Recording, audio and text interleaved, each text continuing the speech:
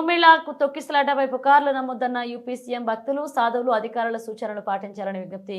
ఘటనపై మోదీ అమిత్ షా ఎప్పటికప్పుడు ఫోన్ చేసి అప్డేట్ తీసుకుంటున్నారన్నారు యోగి. ప్రయాగ్రాజ్లో మహాకుంభమేళాలో ఈరోజు తెల్లవారుజామున తొక్కిసలాట చోటు చేసుకున్న విషయం తెలిసింది. ఈ ఘటనపై ఉత్తరప్రదేశ్ సీఎం యోగి ఆదిత్యనాథ్ మాట్లాడారు. దీనిపై వచ్చే పుకార్లను భక్తులు సాధువులు పట్టించుకోవద్దన్నారు.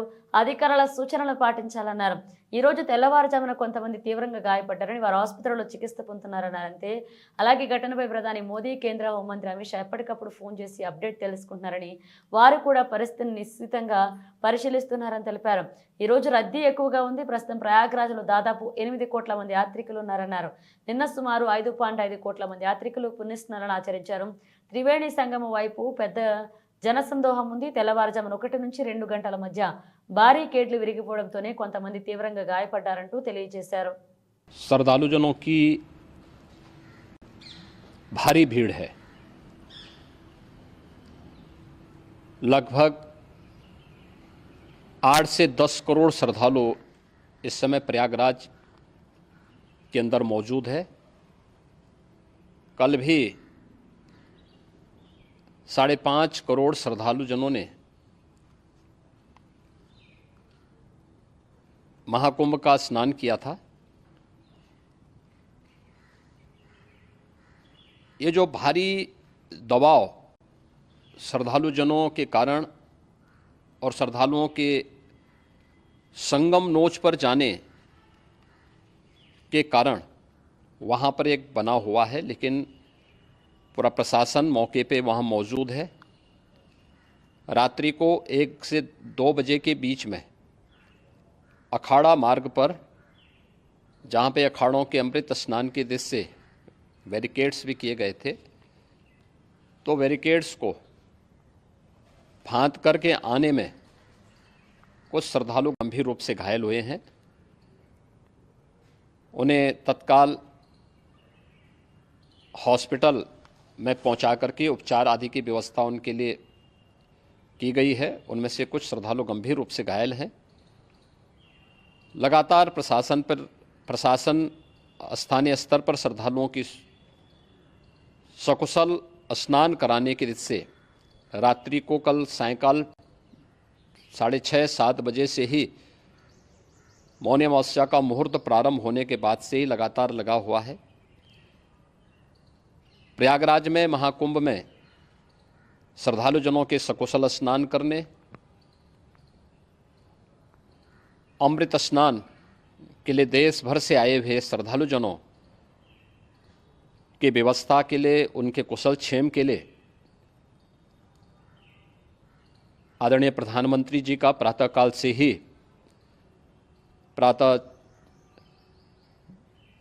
से ही उनके लगभग 4 बार प्रधानमंत्री जी ने हालचाल लिया है। माननीय गृह मंत्री जी ने, माननीय राष्ट्रीय अध्यक्ष भारतीय जनता पार्टी श्री JP नड्डा जी ने, माननीय गृह मंत्री श्री अमित शाह जी ने भी, और प्रदेश की माननीय राज्यपाल श्रीमती आनंदीबेन पटेल जी ने भी लगातार जानकारी लेकर के सभी के कुशल क्षेम और सकुशल स्नान कराने के बारे में निरंतर रिपोर्ट ले रहे हैं। हम लोगों की प्रातःकाल से ही श्रद्धालुजन जो भी आए हैं वे स्नान कर सकें, इसके लिए यहाँ पे उच्च स्तरीय बैठक भी चल रही है, जिसमें मुख्य सचिव भी हैं, DGP हैं, प्रमुख सचिव गृह हैं, मुख्यमंत्री कार्यालय के अपर मुख्य सचिव के साथ साथ ADG लॉ एंड ऑर्डर के साथ साथ अन्य वरिष्ठ अधिकारीगण मौजूद हैं। प्रयागराज में हालात वर्तमान में नियंत्रण में हैं, लेकिन भीड़ का दबाव बहुत बना हुआ है।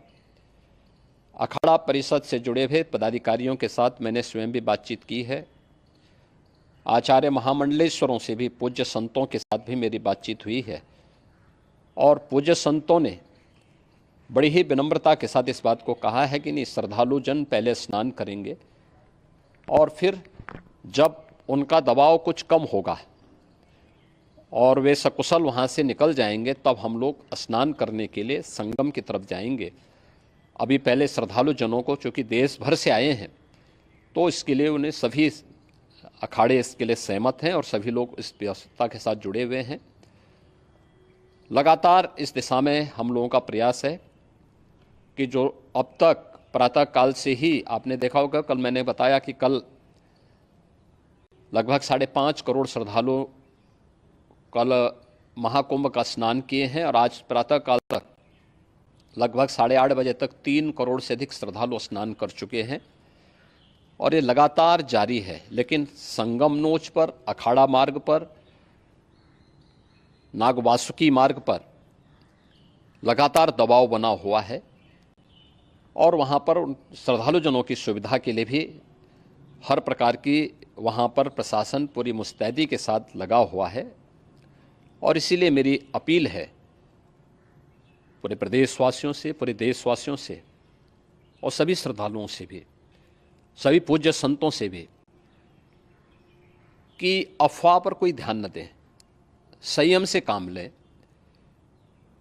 ये सब आयोजन सभी लोगों का है। प्रशासन उनकी सेवा के लिए पूरी तत्परता के साथ लगा हुआ है। केंद्र और राज्य सरकार पूरी मजबूती के साथ वहाँ पर हर प्रकार का सहयोग करने के लिए तत्पर है। लेकिन कोई किसी अफवाह पे ध्यान न दें। कोई भी व्यक्ति नकारात्मक अफवाह फैलाने का प्रयास करेगा, उस प्रकार से नुकसान हो सकता है। और जहां पर हैं आप, लगभग 15 से 20 किलोमीटर के दायरे में अस्थायी घाट बनाए गए हैं, उसमें कहीं भी वे स्नान कर सकते हैं। आवश्यक नहीं कि संगम नोच की तरफ ही आएं, क्योंकि भीड़ देखते हुए खासतौर पर जो बुजुर्ग हैं, बच्चे हैं, श्वास के रोगी हैं, उनको लंबी दूरी तय नहीं करनी चाहिए और जहाँ पर हैं वहीं पर आराम से पहले स्थिर होकर के कार्य करें, वहाँ पर रह करके। और जो नज़दीक के घाट हैं, उसी नज़दीक के घाट में स्नान करेंगे। सब गंगा जी के ही घाट हैं और गंगा जी के इस घाट में वही पुण्य प्राप्त होगा। ये मौनी अमावस्या है। मौनी अमावस्या में स्नान का महत्व है।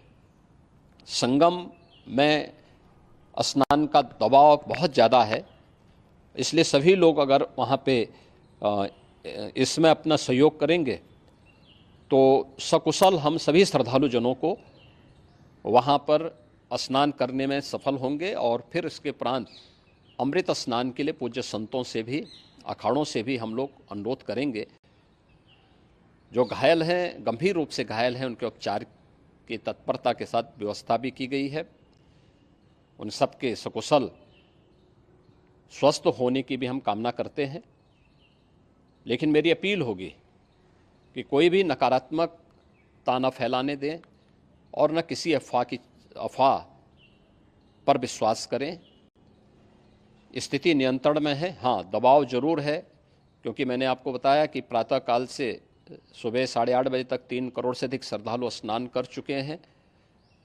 और पूरे मेला क्षेत्र में अगर हम देखेंगे, प्रयागराज में हम देखेंगे तो लगभग 9 से 10 करोड़ श्रद्धालु इस समय वहाँ पर मौजूद है, जिसमें से 3 करोड़ यह वापस जा रहा है। इसके लिए रेलवे ने भी मेला स्पेशल लगाई हुई है। प्रातःकाल से लगभग 40 मेला स्पेशल प्रयागराज स्टेशन से और जोशी स्टेशन से, अन्य स्टेशन से श्रद्धालुओं को लेकर के सकुशल स्नान कराने के बाद उनको लेकर के गंतव्य की ओर आगे बढ़ी है।